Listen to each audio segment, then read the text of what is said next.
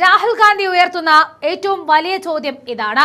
ലോകം ആദരിക്കുന്ന നയതന്ത്രജ്ഞർ ഇന്ത്യയിലുണ്ടായിട്ടും ശരാശരിയിലും താഴെയുള്ള ഒരു ഉദ്യോഗസ്ഥൻ എന്ന് വിശേഷിക്കപ്പെടുന്ന പുരിയെ, അതായത് ഹർദീപ് സിംഗ് പുരിയെ എന്തിന് മോദി ഇത്രയധികം വിശ്വസിച്ചു? MP പോലും ആകുന്നതിന് മുൻപ് അദ്ദേഹത്തെ ക്യാബിനറ്റ് മന്ത്രിയാക്കി. സഭയിൽ സീനിയർ നേതാക്കൾ ഇരിക്കുമ്പോഴും ഹർദീപ് സിംഗ് പുരിക്ക് വലിയ മുൻഗണന നൽകി. ഇതിന് പിന്നിലെ അദൃശ്യമായ ശക്തി എപ്സ്റ്റീനാണോ, അതോ പവൻ ഖേര ചോദിച്ചതുപോലെ മോദിയുടെ വല്ല രഹസ്യങ്ങളും പുരിയുടെ കൈവശമുണ്ടോ?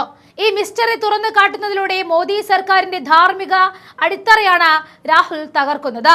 ശരാശരിയിലും താഴ്ന്ന ഒരു മുൻ നയതന്ത്ര ഉദ്യോഗസ്ഥനായ ഹർദീപ് സിംഗ് പുരി MP ആകുന്നതിന് മുൻപ് കേന്ദ്ര ക്യാബിനറ്റ് മന്ത്രിയാക്കിയത് ആര് ആവശ്യപ്പെട്ടിട്ടാണെന്ന് പ്രധാനമന്ത്രി നരേന്ദ്രമോദി വ്യക്തമാക്കണമെന്ന് കോൺഗ്രസ് ആവശ്യപ്പെടുമ്പോൾ മോദി ഒന്ന് വിയർക്കും. അദ്ദേഹത്തിന്റെ പക്കൽ മോദിയുടെ വല്ല രഹസ്യങ്ങളുമുണ്ടോ എന്ന് തനിക്കറിയില്ല എന്ന് പറഞ്ഞ കോൺഗ്രസ് വക്താവ് പവൻ ഖേര ഹർ ഹർ മോദി ഘർ ഘർ മോദി എന്നതിൽ നിന്നും ഇപ്പോൾ ധർ ധർ മോദി ആയി മാറിയെന്ന് കൂട്ടിച്ചേർത്തു. ഹർദീപ് സിംഗ് പുരിയുടെ രാജിക്കായുള്ള മുറവിളി പാർലമെന്റിനകത്തും പുറത്തും ശക്തമാകുന്നതിനിടയിൽ കോൺഗ്രസ് ആസ്ഥാനത്ത് നടത്തിയ വാർത്താ സമ്മേളനത്തിൽ പവൻ ഖേരയാണ് ഈ ആവശ്യം ഉന്നയിച്ചത്. മോദിയുടെ നവരത്നങ്ങളിൽ ഒന്നായ കേന്ദ്ര പെട്രോളിയം മന്ത്രി എപ്സ്റ്റീൻ ഫയലുകളുടെ കാര്യത്തിൽ പറയുന്നതെല്ലാം നുണയാണെന്ന് ഫയലുകൾ ഉദ്ധരിച്ച പവൻ ഖേര ആരോപിച്ചു. 2014-16 കാലത്ത് ഒരു ഔദ്യോഗിക ചുമതലയും ഇല്ലാതിരുന്ന പുരി ആരുടെ നിർദ്ദേശപ്രകാരമാണ് എപ്സ്റ്റീനെ കാണാൻ പോയത്? 2015 ജൂലൈയിൽ കേന്ദ്ര സർക്കാർ ആരംഭിച്ച ഡിജിറ്റൽ ഇന്ത്യ പദ്ധതിയെക്കുറിച്ച് അതിന് 7 മാസം മുൻപ് മന്ത്രിസഭയിലും സർക്കാരിലും ഇല്ലാത്ത ഹർദീപ് സിംഗ് പുരി എപ്സ്റ്റീനോട് പറയുന്നുണ്ട്. ഹർദീപ് സിംഗിന് എങ്ങനെയാണ് ഈ വിവരം ലഭിച്ചത്? പവൻ ഖേര ചോദിച്ച ചോദ്യം വലിയ പ്രശസ്തി നേടുകയാണ്. പശ്ചിമേഷ്യയിലെ സംഭവവികാസങ്ങളിൽ താൻ അങ്ങേയറ്റം രോക്ഷാകുലനാണെന്നും പുരിക്കയച്ച ഒരു ഇമെയിൽ എപ്സ്റ്റീൻ പറയുന്നുണ്ട്. പാലസ്തീൻ പ്രസിഡന്റ് മുഹമ്മദ് അബ്ബാസ് ഇന്ത്യയിൽ വന്ന ശേഷമായിരുന്നു എപ്സ്റ്റീന്റെ ഈ പരോക്ഷ പ്രകടനം. ഹർദീപ് സിംഗ് പുരി വഴി മോദിയെ അറിയിക്കാൻ നമ്മുടെ പശ്ചിമേഷ്യൻ നയത്തിൽ എപ്സ്റ്റീന്റെ രോക്ഷത്തിന് കാരണം എന്തായിരുന്നു? തുടർന്ന് 2017 മോദി ഇസ്രായേൽ പോയി, പാലസ്തീനിൽ പോയതുമില്ല. ഇതേക്കുറിച്ചാണ് ഇസ്രായേലിന്റെ കൂടെ നൃത്തം ചെയ്യുന്നതെന്ന് എപ്സ്റ്റീൻ പറഞ്ഞത്. രാജ്യത്തിന്റെ വിദേശ നയം അന്നത്തെ വിദേശമന്ത്രി സുഷമ സ്വരാജ് ആയിരുന്നില്ല തീരുമാനിച്ചത്. സുഷമയുടെ പേരോ S ജയശങ്കർ അടക്കമുള്ള അക്കാലത്തെ US-ലെ ഇന്ത്യൻ അംബാസിഡർമാരുടെ പേരോ എപ്സ്റ്റീൻ ഫയൽ ഇല്ല എന്നും പവൻ ഖേര ആരോപിക്കുകയാണ്.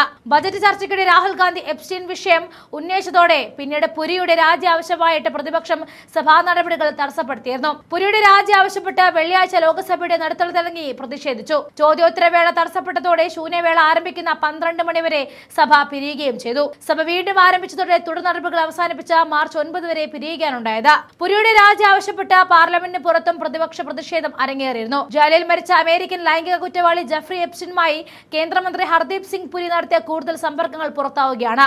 2014 നവംബർ 13 നയതന്ത്ര പ്രതിനിധി ആയിരിക്കവേ പുരി എപ്സ്റ്റീനും ലിങ്ക്ഡിൻ സഹസ്ഥാപകൻ റീഡ് ഹോം ഫാനും അയച്ച ഇമെയിലുകളും പുറത്തു വന്നിട്ടുണ്ട്. പുരിയുമായി കൂടിക്കാഴ്ച നടത്തിയ വിവരം എപ്സ്റ്റീന്റെ ഇമെയിൽ വ്യക്തമാണ്. ഇന്ത്യയിലെ വിവാഹ ചടങ്ങിൽ പങ്കെടുക്കാൻ എപ്സ്റ്റീന്റെ സഹായിയായ വനിതയ്ക്ക് അടിയന്തരമായിട്ട് വിസ ശരിയാക്കാൻ സഹായിച്ച വിവരവുമുണ്ട്.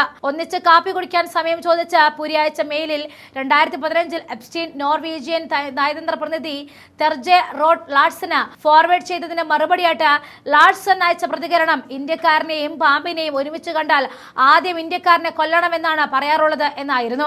രണ്ടിനെയും എങ്ങനെ വേർതിരിച്ചറിയും എന്നായിരുന്നു എപ്സ്റ്റീന്റെ മറുപടി. പുരിയുടെ കൂടുതൽ ഇമെയിലുകൾ പുറത്തു വന്നതോടെയാണ് രാഹുൽ ഗാന്ധി ഈ വിഷയം പാർലമെന്റിൽ പരാമർശിച്ചത്. അടിസ്ഥാനരഹിതമായ ആരോപണങ്ങളാണെന്ന് പിന്നീട് നടത്തിയ വാർത്താ സമ്മേളനത്തിൽ പുരി പ്രതികരിക്കുകയും ചെയ്തു. ഹർദീപ് സിംഗ് പുരി ന്യൂയോർക്കിൽ ഐക്യരാഷ്ട്രസഭയിൽ ഇന്ത്യൻ സ്ഥാനാപതിയായിരുന്നു. പിന്നീട് 2013 വിദേശകാര്യ സർവീസിൽ നിന്നും വിരമിച്ച് 2014 BJP-യിൽ ചേരുകയായിരുന്നു. NDA മന്ത്രിസഭയിൽ സഹമന്ത്രിയായിരുന്ന അദ്ദേഹത്തിന് 2021 പെട്രോളിയം പ്രകൃതിവാതക വകുപ്പിന്റെ ചുമതല നൽകി. ഹിൻഡൻബർഗ് റിപ്പോർട്ടിന് ശേഷം മോദി സർക്കാരിനെതിരെ രാഹുൽ ഗാന്ധി പ്രയോഗിക്കുന്ന ഏറ്റവും വലിയ വജ്രായുധമാണ് ഈ എപ്സ്റ്റീൻ ഫയലുകൾ. ഇത് കേവലം അഴിമതിയല്ല, മറിച്ച് അന്താരാഷ്ട്ര തലത്തിലുള്ള ഒരു വൻ ഗൂഢാലോചനയാണെന്ന് രാഹുൽ ഓരോ വേദിയിലും വ്യക്തമാക്കുന്നു. സത്യമേവ ജയതേ എന്ന് അദ്ദേഹം ആവർത്തിക്കുന്നത് വെറുതെയല്ല, കയ്യിലുള്ള തെളിവുകളുടെ ഉറപ്പിലാണ്.